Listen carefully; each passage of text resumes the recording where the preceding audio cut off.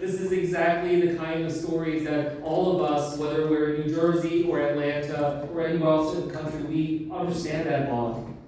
You know, I remember going to the site and seeing all the flowers and the signs, and there was a sign there that just really stuck out to me. It said, you know, Hyunjung Grant loves karaoke and makes the world's best kimchi stew. Wow. You know, and just like, you know, like it's real.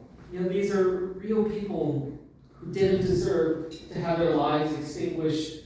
These families, you know, as I talked to them, they were grieving and just I remember one of them asked me just directly, you know, the Korean community in New Jersey and around the world, do they know that we're here? Do they see us here?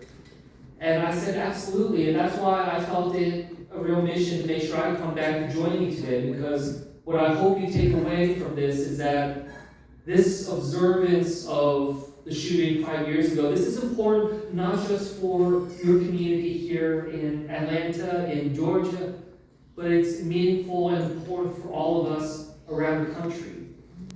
And I wanted to show my solidarity to be alongside you, because we cannot forget that, but also because we know that there are continued challenges going forward.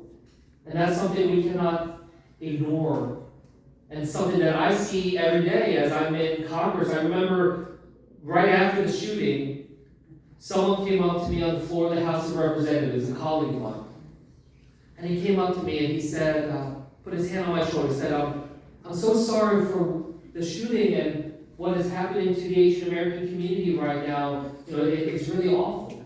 And I said, oh, well, thank you for that. I appreciate that. But then they went on and said, but the pandemic's over, so don't worry, it'll all go back to normal.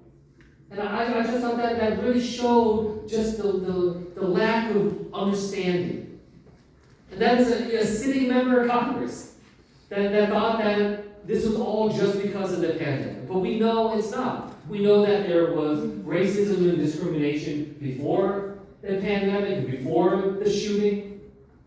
We know that it continues after that. And I see this with the challenges that we're facing right now in this country and the attacks upon pluralism and diversity that is happening, including out of the mouths of some of my colleagues who swear an oath to protect this Constitution.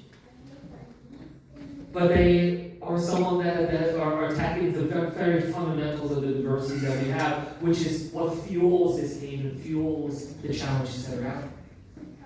So we have work to do. My kids are now 8 and 10 years old. I worry about what kind of America my boys are going to grow up in. Your kids, your grandkids are going to grow up.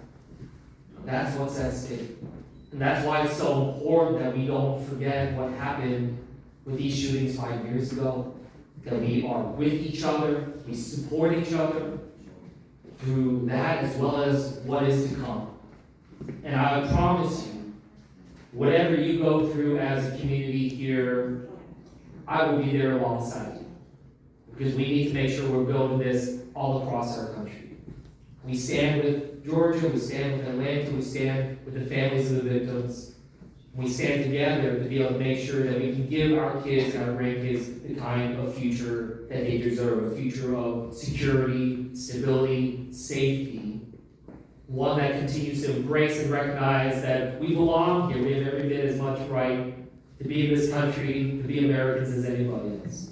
So thank you for letting me be a part of this. Let's work together to be able to get this done. Thanks, everybody.